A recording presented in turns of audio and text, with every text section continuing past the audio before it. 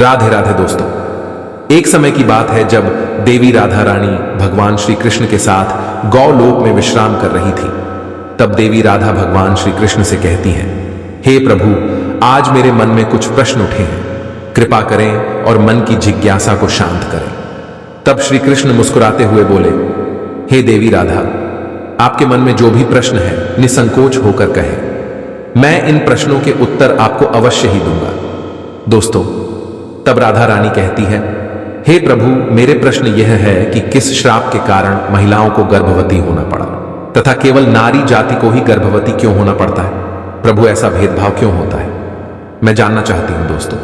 तब भगवान श्री कृष्ण कहते हैं, हे देवी, आपने जो प्रश्न किए उनके उत्तर थोड़े विचित्र हैं, किंतु मैं आपको इसके विषय में महत्वपूर्ण कथाएं सुनाता हूं, उसे ध्यान से सुने।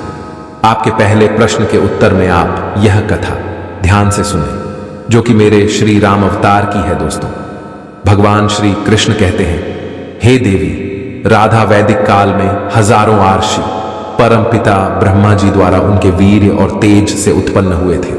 उन्हीं में से कुछ आर्षि भी एक आर्षि सतयुग में हुए थे, जिन्होंने औरतों को गर्भवती होने का श्राप दिया था। तब देवी राधा बड़ी ही आतुरता के साथ पूछती हैं, हे प्रभु, तो कौन थे वे आर्षि जिन्होंने औरतों को गर्भवती होने का श्राप दिया, और कौन थी वह संसार की पहली स्त्री जो एक ऋषि के श्राप से गर्भवती हो गई थी? दोस्तों, भगवान श्री कृष्ण कहते हैं, हे देवी राधा, इस कथा का वर्णन महर्षि वाल्मीकि जी के रामायण के उत्तरकांड में किया गया है, जहां प्रभु श्री राम को महर्षि अगस्त इस कहानी को सुनाते हैं। हे राधा, यह सतयुग काल की बात है, जब परमपिता भगवान ब्रह्मा जी के मानस पुत्र आर्षि पुलस्त्य सुमेरु पर्वत के उच्च बिंदु पर स्थित आश्रम में घोर तपस्या कर रहे थे। उसी समय आर्षि को अत्यंत कठोर तप करता देख अन्य आर्षि कन्याएं विचलित होने लगी, और वे अपने मन को शांत करने के लिए उन्हीं आर्षियों के समीप जाकर उनकी तपस्या में बाधा डालने लगी। तभी आर्षि पुलय जी ने ढह में आकर वहां उपस्थित सभी कन्याओं को श्राप दे दिया कि अब जो भी उनके सामने स्त्री आएगी, उनकी नजर पड़ते ही वह कन्या गर्भवती हो जाएगी। दोस्तों, भगवान श्री कृष्ण कहते हैं, हे देवी राधा, आर्षि पुलस्त्य जी की बात सुनकर वहां मौजूद सभी स्त्रियां डरकर वहां से भाग गई, लेकिन आर्षि बिंदु की कन्या को आर्षि पुलस्त्य के श्राप के बारे में कुछ भी जानकारी नहीं। इसलिए एक दिन वह अपनी एक सहेलियों को ढूंढते हुए जानवश आर्षि पुलस्त्य जी के सामने जा पहुंची। आर्षि पुलस्त्य जी उस समय वेदों का पाठ कर रहे थे।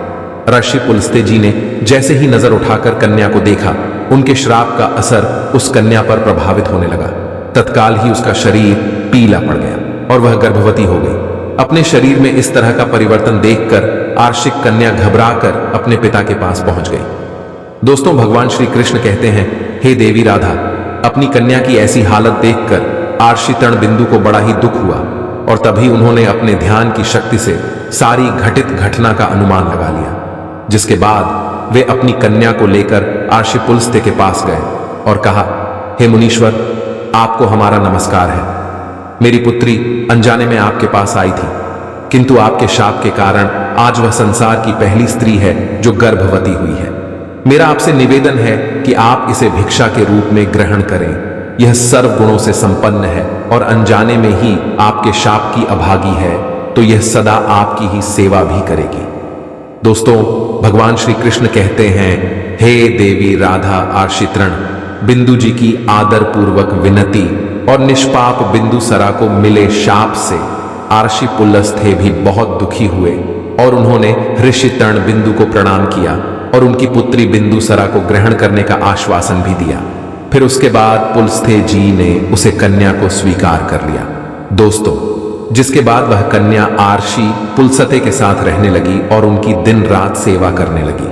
वे सुंदरी बिंद दूसरा की सेवा भाव से अत्यंत प्रसन्न होकर आर्षि पुलस्त्य जी ने एक दिन उनसे कहा कि हे देवी, मैं तुम्हारी सेवा भाव से बहुत प्रसन्न हुआ हूं, इसलिए मैं तुम्हें अपने समान पुत्र प्राप्ति का वर देता हूं। जी, समय तुम मेरे सामने आई थी, उस समय मैं वेदों का पाठ कर रहा था और तुमने उन वेदों का श्रवण किया था, इसलिए तुम्हारा पुत्र वेदों का ज्ञान देने वाला विश्वा के नाम से जाना जाएगा।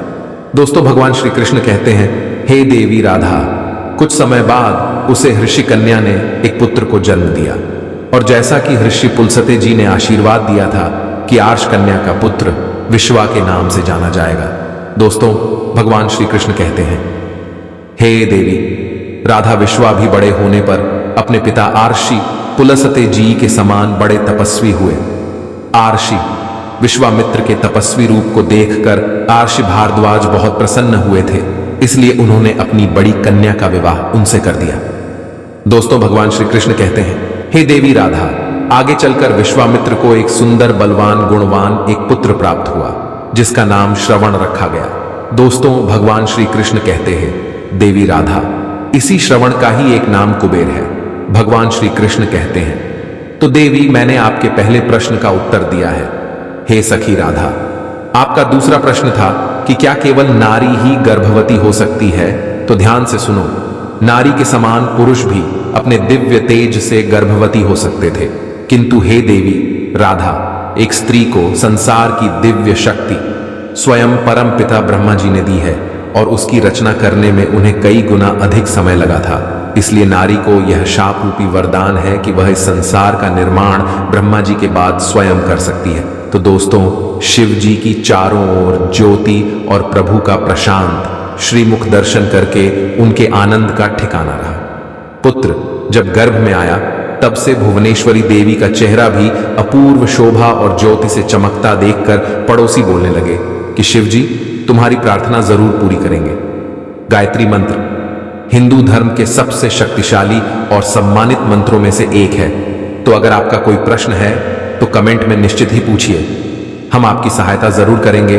और अगर आप चैनल पर पहली बार आए तो चैनल को सब्सक्राइब जरूर करें। अगर आप भगवान श्री कृष्ण के सच्चे भक्त हैं तो कमेंट में जय श्री कृष्णा जरूर लिखें।